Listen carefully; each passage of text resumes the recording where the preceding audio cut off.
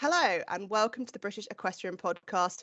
Sadly, we are nearing the end of Female Health February. It's been a brilliant month. We've loved all the feedback we're getting. It's been so interesting. I've learned so much, which is excellent, and I hope everyone listening has as well. But before we wrap up, there is one big topic still left to cover, and that is how we can best fuel our bodies for health and performance. And we're going to look at some of the sort of maybe slightly thorny physical and mental issues that can be linked with poor nutrition. To talk about this all in more detail, I am joined by three leading experts from our National Lottery funded world-class programme. First up, we've got Dr. George Wilson, who is based at Liverpool John Moores University, where he studies exercise physiology and sports nutrition, and he is the world-class programme's performance nutritionist. One of his key areas of interest is the health and well-being of jockeys, which has resulted in 15 peer-reviewed publications. Welcome, George. Yeah, well, good morning, everybody. Thanks for having me on. Next up, we've got Leonie Lightfoot, and she is the world-class programme's performance psychologist. She's been with us since 2016 and is the co-lead for the Perform Well Mental Wellbeing programme. She's a BASES accredited sports scientist and has a master's degree in sports psychology. Welcome, Leonie. Thank you, Rachel. Really pleased to be here discussing these important topics today. And last but not least, you've already heard from her several times this month, but she is back again to talk to us, is Dr. Anna-Louise Mackinnon, who is the Chief Medical Officer for the World Class Programme and the Clinical Director for the Injured Jockeys Fund, which she does alongside working for the NHS, and she's previously supported other sports through her links to the UK Sports Institute. Welcome back, Anna-Louise. Morning, nice to be here. Thank you. So let's dive straight into this then. If we're talking about a nutritionally balanced diet for the female body, what are we actually talking about? What does that mean? When we pick up on this, we've done quite a lot of research with female jockeys, so we're going from making linking it to equestrian sports. We've actually published quite a bit on female jockeys. We need more, but basically what we found is that jockeys pretty much don't really fuel themselves correctly because weight being the biggest concern throughout their career. So the thing that will consume their whole day is making weight. And what we have to do, Rachel, is we have to get away from this myth that you have to starve. And obviously a lot of dehydration is used within racing, which Anna-Louise will tell you as well, all the downsides of that from the medical side of it, what that can cause. But just sticking with nutrition, the idea that you associate not eating with losing weight is a myth that we have to dispel. Because as I've said before, it's all about energy balance. So if you're consuming 5, 6, 7, 10 feeds a day, and the total accumulation energy-wise of those feeds still adds up to less than what you expend, you will have to lose weight or maintain a lower body weight. And this is something that we have to get across, because this is the crux of everything. So the last point I'll make on this, and it's a very simple thing, is that people associate small feeds or small portions with maintaining weight or being the best thing for your diet. Now, if you eat 5 small Mars bars, okay, they are very energy dense. There are other confectionery out there, I'm not just plugging Mars bars, but they're so energy dense. So all will happen is you'll get a very, very large amount of energy in a very, very small volume of food. All that can happen with that is you're going to get a high blood sugar, a rebound hypoglycemia, you're going to store it as fat, and you're going to feel hungry again. Whereas you could have a plate full of natural food, salads and vegetables that would fill your table plate overflowing, and it would still be less calories within that food. And you could have that throughout the day. It's going to break down slower. It's going to be more fiber in it. It's going to feed you better, etc., etc. So we have to get away from this concept, this idea that not eating is the way to lose weight. It's about what you eat and when you eat. And I think, yeah, that's a really good point. And so in that respect, then what should we kind of be looking for in a plate of food? If you're looking to put together a dinner or a lunch or whatever, what should kind of be on that plate in terms of maybe the food groups or proportions of food groups on that plate? Very simple. If it grows on a tree, grows on the ground, or you can catch it, eat it. If that's your food is made up of those three, if that is your mantra, you follow that, you eat a rainbow, you're eating food that's natural, you are going to be as healthy, pardon the expression, as a horse. And you will be. You don't, because the problem is that the food industry has hijacked this. We're all fads and fashions and all these myths about diets that there's every diet works, because most diets put you in an energy deficit. But what you need to do is get back to what nature intends. And if you do that, you'll be healthy as a horse. So give you an example. If you get up in the morning and you're having some berries and some, for your breakfast, and mid-morning you're having, again, something natural like eggs or something like that, which you can catch in that, and you're having some fish or chicken and some vegetables and salad for your lunch, mid-afternoon, similar, just something like fruit or whatever. And then of an evening, a similar again, vegetables and lean meats, and then maybe some milk before you went to bed. You've had 6 times a day. Your weight will be fantastic, and you'll fuel yourself, and you get all your micronutrients as well. So you've got all your minerals and vitamins. It's just, there really is. It's very, very simple, Perfect. You make it sound so simple. Everyone's going to be going to the shops now. No, and the walking last down point the I aisles. make is why it's not simple is because the food industry's made food addictive. Mm. So you see a mum pushing a child down the street in a pram and the baby's screaming. The first thing the mum does is sticks a load of fruit juice or some kind of sweets into its mouth to shut it up. And the reason you do that is because we know there's a neurological effect of sugar that makes you feel good for a very small period of time. It's actually nutritionally no good to you, and you're only going to store it as fat. So we need to get back to what nature intended. Yeah, and I think there's something there that you touched on, again, going back to the sugar, the burst of energy and the kind of the crashing that comes with it. What are some of the kind of maybe the mental and physical consequences of not fueling our bodies properly, kind of in addition to what you've just mentioned there? Yeah, I'll pick up on this. So it depends really whether we're talking about a prolonged period of time or a short period of time. Obviously, as George has mentioned, sugar might give you a high for a short period of time, but then there's going to be the subsequent crash afterwards. So avoiding those foods that immediately gratify you, I suppose, is something that you might want to consider. Over a prolonged period of time, problematic underfueling does lead to, as it sounds, problems, and that can be a variety of problems, from problems with our bone health, to our immune function, to the way our heart works, to hormones in our bodies, and also our mental health. So there's a whole variety of systems that will get affected by underfueling for either a very prolonged period of time or very severe underfueling. And that's something that certainly at the elite level we worry about. And we also worry about the teenagers coming into our sports. And Leonie will pick up on some of this because this leads so much into the mental health side of things as well. So that's what we want to get away from. And I mean, if you follow George's advice, ideally we'll never run into problems at all, because if we start at a nice low level with kids having a good healthy diet when they come into the sport, they won't want to reach for all those foods that are going to give them the quick highs, and we won't have these issues. But Leonie might want to pick up on some of the mental health side of things. Yeah, I think even before we move into mental health, I'd say it's some of the more psychological consequences of not fueling correctly. We can see problems with things like memory recall.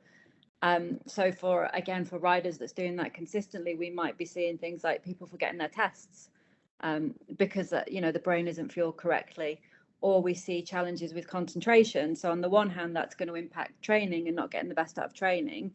At a more extreme level, that's getting distracted and maybe more likely to have falls and that sort of thing. So yeah, lots of mental consequences to be aware of as well. Yeah, definitely ones that can really impact you in the saddle. As you say, if you're out competing and you forget your test or you get lost on the course, that's your day over and done with. It's not ideal. So I think something that comes up a lot of the time that we hear about in a question sport is the sort of maybe under eating, and there are various reasons for it, and sometimes you don't even realize you're doing it. I mean, I'm guilty of this myself. I'll go to the yard in the morning at the weekend, and I've had a sort of a cereal bar and an apple, and 3 o'clock comes around and I realize I've not eaten for the rest of the day. Why is that maybe something we see in this sport? Yeah, see that. Sorry, I was going to say you see that across all equestrian sports.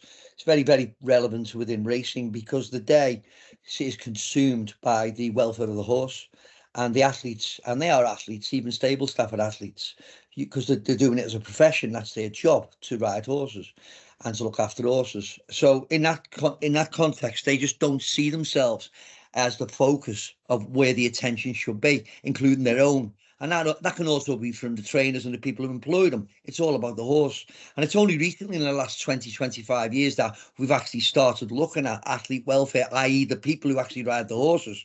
They were just, do a second thought, or they weren't even a thought.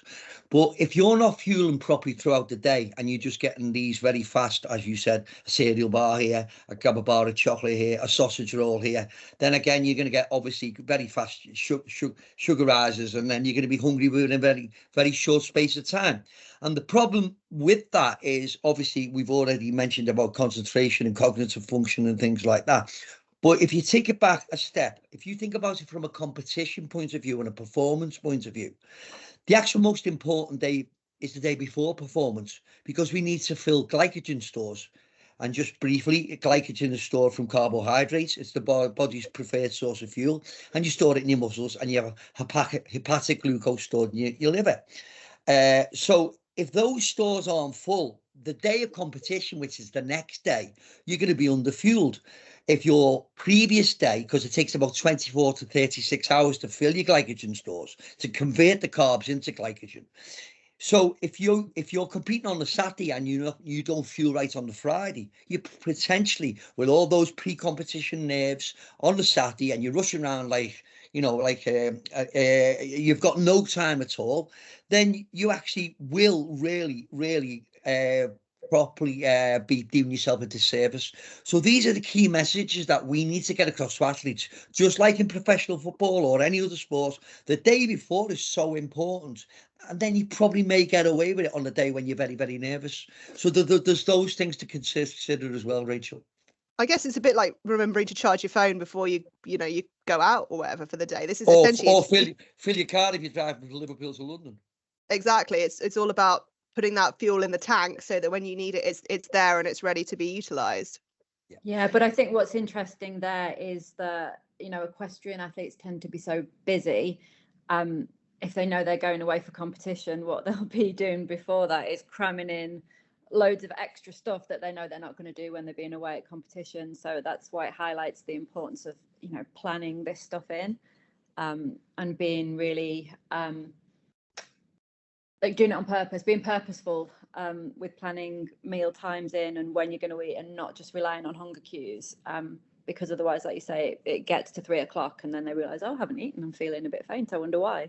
Well, that leads me on nicely, because my next question was going to be, what are some kind of simple strategies or some food options that you can keep in the lorry or at the yard that people can use to make sure that they are eating as they should be, making sure that body is fueled and ready for when they need to perform? Protein satiates the appetite really well.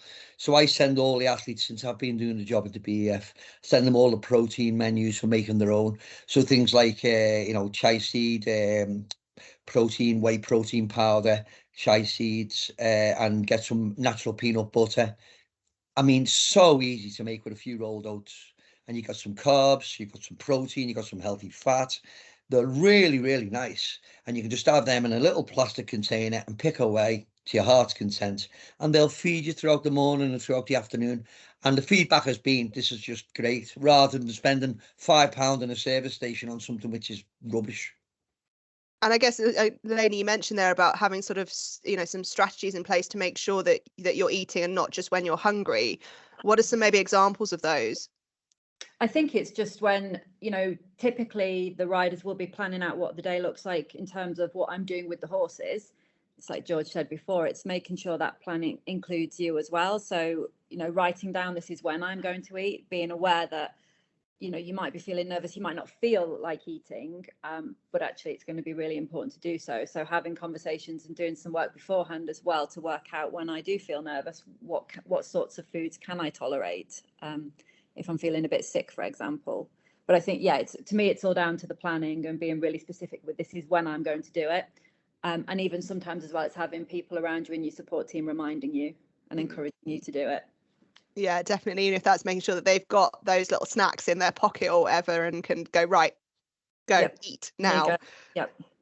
Definitely. Well, I mean, this is the thing with all of this is we're all, as horse owners, so focused on our horses and making sure that our horses are getting the right balance and getting the right feeds and the right supplements in the right quantities and you know, their weight is good.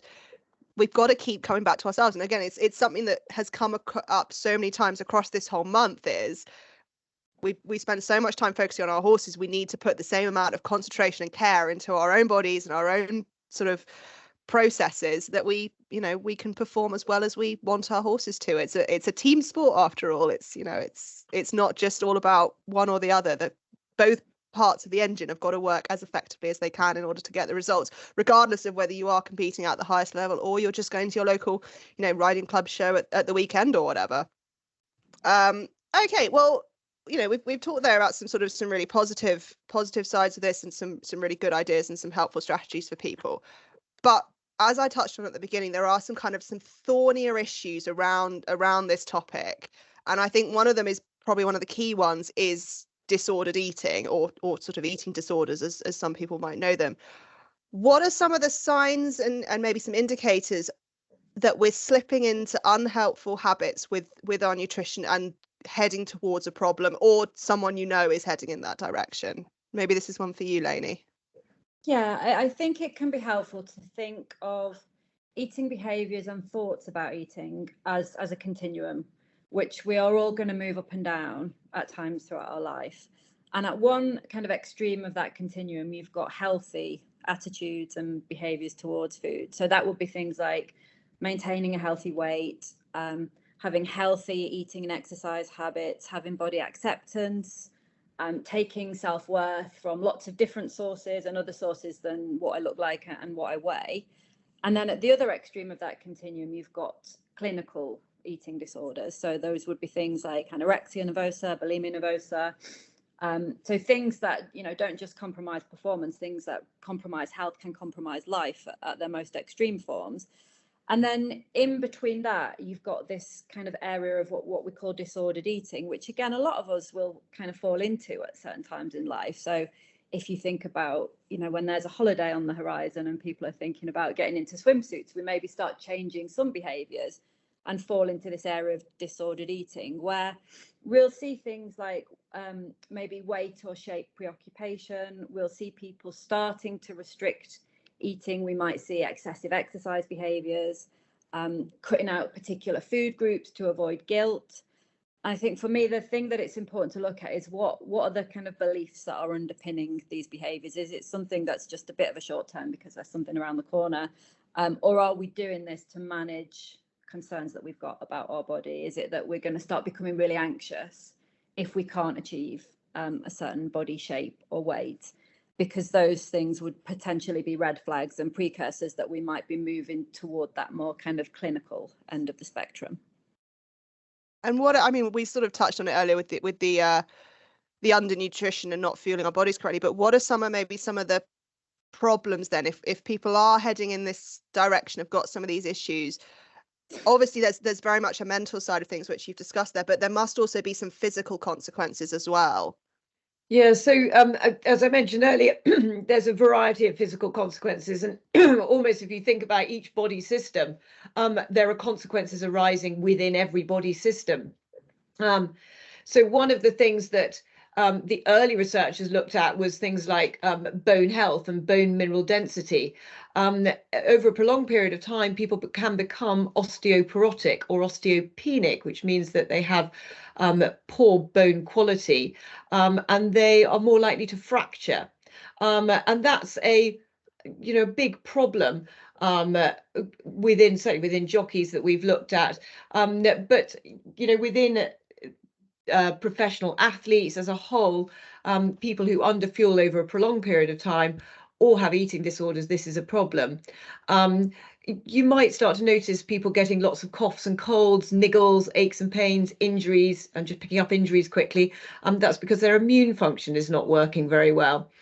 they don't respond well or in the normal way to training. So instead of, increasing muscle mass and getting stronger muscles and actually improving with exercise, they just don't adapt in the same way because they haven't got the right nutrients around to make the most of it. Cardiac function is affected, brain function is affected, even bladder and bowel function is massively affected. So if you think of a body system one way or another, underfueling and eating disorders are going to affect it. Definitely. And one of the things we sort of touched on before we actually hit record on this was around the language that we're using around food and around nutrition and all this kind of thing. That must be something that we have to be very considerate of, regardless of whether we're talking about people with eating disorders or just in general, because I guess that could be almost a tipping point into something like this. I think it's really, really important that we're careful around that, particularly in the teenage group. Teenage girls are particularly susceptible. Coaches, because they're in that, they're respected and they're looked up to by these athletes and people learning to ride. They've got to be so careful about what they say, even, around food, around meal times. It's almost a no-go area at the moment. You just need to put the right foods around, but then maybe say no more. So I think if we at training or at competitions, at venues, if we can have the right sort of foods available, then people will hopefully make the right choices. And that's probably a better way to deal with it, rather than actually being quite pointed about what people should be eating and how they should eat. It's a really important word there, that, should, because what should often does with individuals, it creates this expectation, and then if we don't live up to that expectation, often then what we start doing is kind of beating ourselves up for not having lived up to an expectation. So absolutely agree that it's an area we need to be super careful. We need to be super careful with our language. We know that in particular through the teenage years, athletes, individuals are going to be very, very susceptible to comments about food, eating, body shape, body size. And I also think we have to be careful just about the narrative around food. A lot of people pick up some of their nutritional advice from not particularly helpful sources, and then we start listing foods as good or bad. And again, I think any time we're getting rigid in our thinking about something being good or bad and not kind of looking at those shades of grey in the middle, it's probably not particularly helpful. So I think starting to challenge some of those unhelpful beliefs that we might be picking up in people around food as well, like this need to sometimes earn food, like I've got to work out first before I earn the food. And George made a really useful point before, that actually it's thinking about that you got to fuel it the day before. It's not about working hard and then earning the right to eat. You've got to fuel it before you've done it. And also on that point, I think what's really, really important, because some really interesting points raised there that are obviously very valid to health, because athlete welfare is the reason why I do all the research I do. And the reason why I love doing the job at the BEF, because I'm interested in athlete welfare. So we're looking at it from an athlete welfare point of view. First and foremost, we have to make sure that people understand, as Anna-Louise mentioned, some of the issues that come with underfueling or incorrect fueling, that there's going to be a consequences for that, having a dietary regime which is inadequate for what you're trying to do. So obviously we mentioned bone density, and there's another side issues of that. That riding lacks an osteogenic stimulus. In other words, they're not pounding the floor all the time, so maybe the bones aren't as healthy. But certainly nutrition would be a massive part of that, obviously. But what I would say is it's coming across to the athletes and having them understand, look, you need a certain amount of body fat. You can't lose weight forever. You need to fuel it for these reasons. And a very simple example would be in a discipline, something like dressage. So where the margin for error is so small between winning and losing, if you are underfueled or you have incorrect fuel, or the sugars you've been taking are all more energy dense foods, and you're going to get these rebound hypoglycemias, sugars bouncing up and down, your concentration levels are going to be affected. So you could actually be throwing the whole competition away by getting your nutrition strategies wrong just before you climb on. So you need to understand that there's going to be, not just from a health point of view, but from a performance point of view, a downside. Go back to the health side of things. things. Then there's obviously the chronic situation where if you are constantly under fueling, again, as Anna-Louise mentioned there, there are all the obviously things like even like cardiac problems and all these things, and you can lose muscle mass and catabolism and breakdown of muscle mass. So there's lots and lots of downsides. But obviously people aren't scientists, and we need to explain this in very, very simple terms, that you need to do this because if you don't, this potentially could happen. But as again, Leonie said, the last point I'll make on this is that don't beat yourself up. As I say to all athletes, if you want to go and have a Chinese takeaway, go and have one. If you want to have a Mars bar, go and have one. It's a battle you're not going to win. You're going to have a war with yourself. And again, that's more the psychological side of things. But as long as most of the time you look after your diet and follow it grows on a tree, grows in the ground, catch it, eat it mantra, you're going to be fine and you fuel properly. But don't beat yourself up if you go and have a bar of chocolate.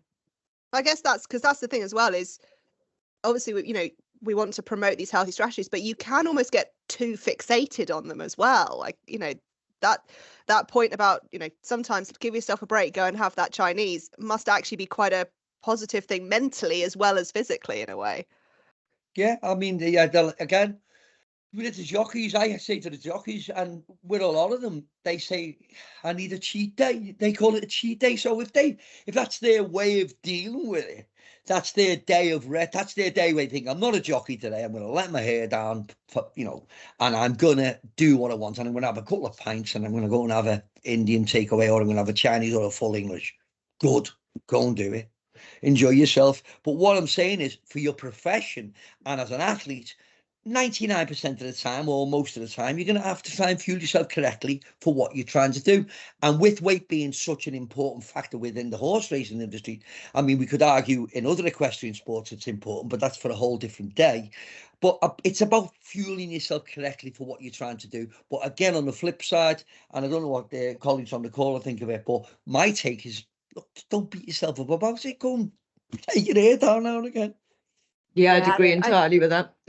Yeah, and I was just going to add in there, I think that's so important because particularly if you think about athletes at the elite end of the spectrum, one of the challenges that we have is some of those psychological characteristics and behaviours associated with kind of an elite athlete. So, things like being highly committed, striving for excellence, pushing through pain in training can kind of tip over slightly and become features that make someone a real prime candidate for an eating disorder. So things like, being highly committed. Then if I become highly committed to my diet and I start, following it to the letter and getting almost obsessed with it, this idea of perfectionism. So like George says, it's absolutely fine to have these cheat days or these moments. But if we've got perfectionist tendencies, it's about eating like this all the time, becoming overly rigid.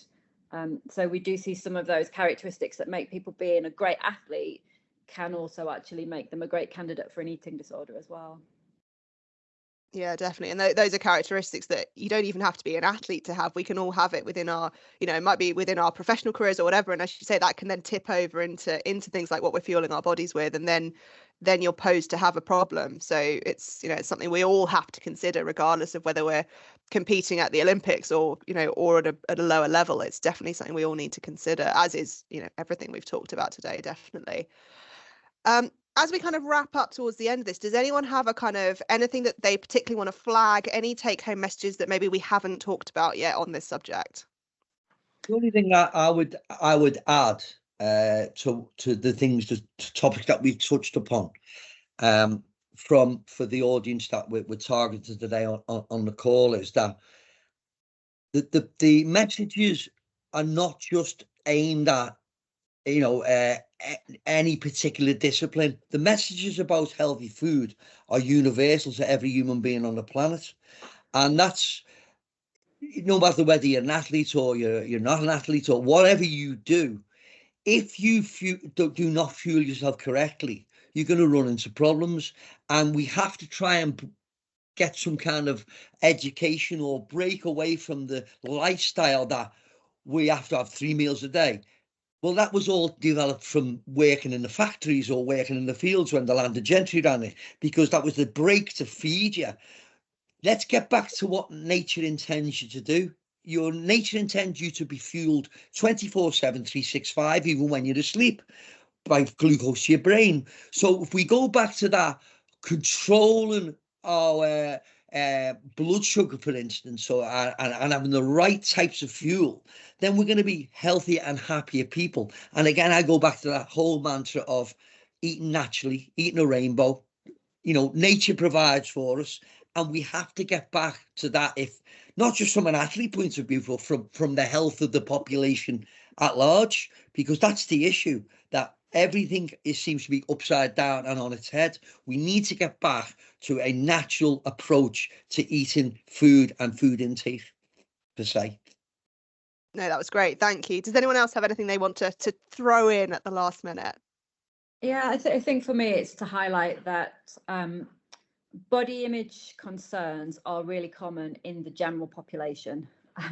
So even take equestrian out of the equation at the moment, body image concerns are really prevalent, and often some of that is exacerbated at the moment by things like social media.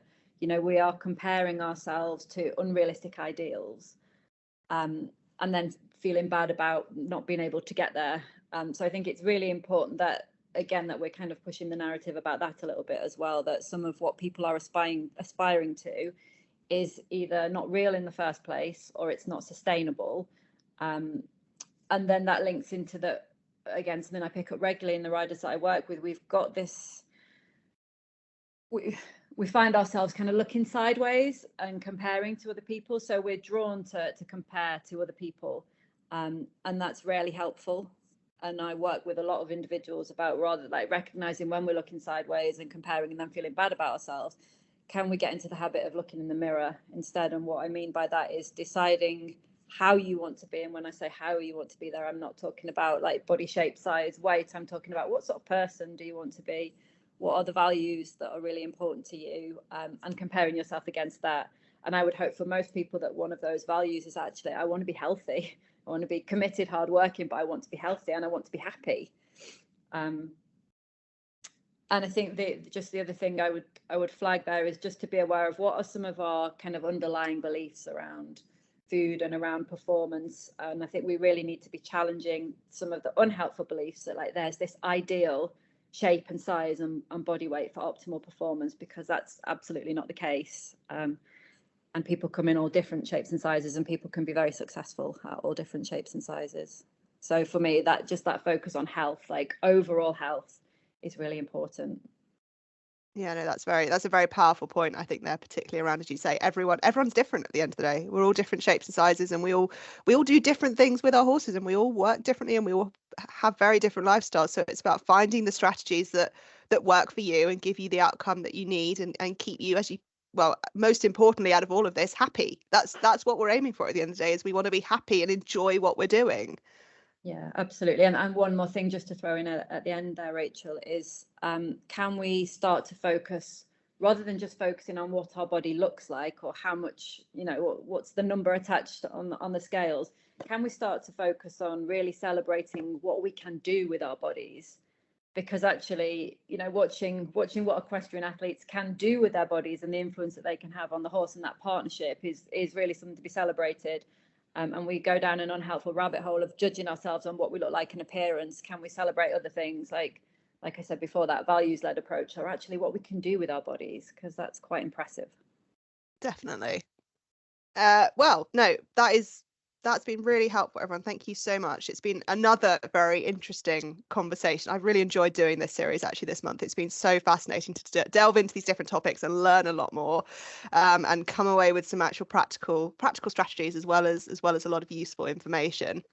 For everyone listening at home, if you'd like to find out more about this topic, we're going to put some more resources on the website, britishequestrian.org.uk. Everything that we've covered in Female Health February is there. There's all the podcast episodes, but you can also find those on whatever podcast platform that you use, wherever you found this one, to be honest. There's also sort of some graphics and things for social media, and also a list of resources as there as well that can take you off if you want to find out more about some of the things we've talked about. Obviously, we've only got so much time. We have to sort of do a fairly light approach, but if you'd like to delve into anything else, there we'll put some links there as well to help you do that. Please make sure tell us how much you've been enjoying this month. If you know any feedback, we'd love to hear it. Obviously, go on social media. There's a lot of stuff on social media, so comment, share it with your friends. If you found it useful, hopefully they will as well. And yeah, we hope to catch up with you all soon. Thank you to George, to Leonie, and to Anna-Louise as well. I hope you've also enjoyed coming on here and sharing some of your wisdom with us. Yeah, thank you everyone for listening.